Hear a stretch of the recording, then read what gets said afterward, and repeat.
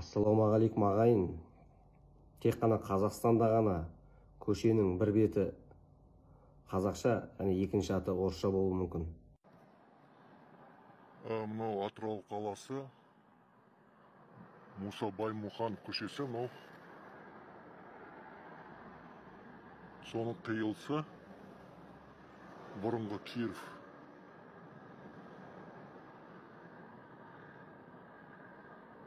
Бұрынғы Киров. Оны мына жағында, қарама-қарсы жағында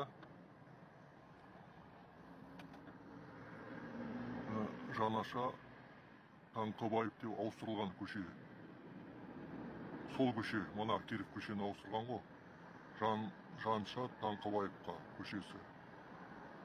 Сол көшеде манағы қарама-қарсысында шовинистер Таңқыбаев, Жанша Таңқыбаевты алып тастап, Кировтерін қайтып қойыпты.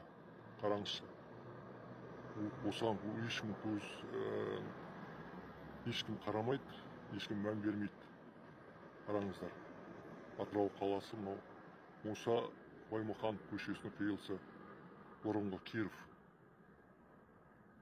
Киров көшесін қайтып қойыпты.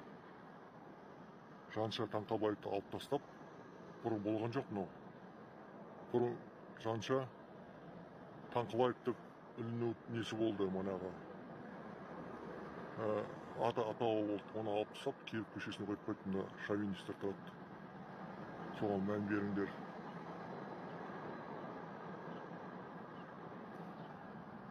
Тап сол көше, мына тағы да көрсетейін. Жанша Таңқыбаев көшесі. Мына қарама-қарсында сол Жанша Таңқыбаевты алып тастап, нені қойып қойыпты. Кировты қойып қойыпты. Мынау деген масқара жағдай. Атырау қаласының әкімдігі, ішкі саясат бөлімі қайда қарап отыр?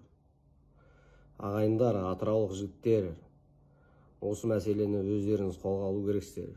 Бұлай болмайды. Қазақша көше атауларын менсінбейтін, мойындағысы келмейтін шовинистер Қазақстаннан көшіп кетсін. Ұнамай ма, кете берсін, шекара ашық.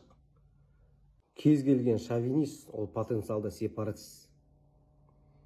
Қазақстанда сепаратизм болмау үшін алдымен осы шовинистермен күресу керек.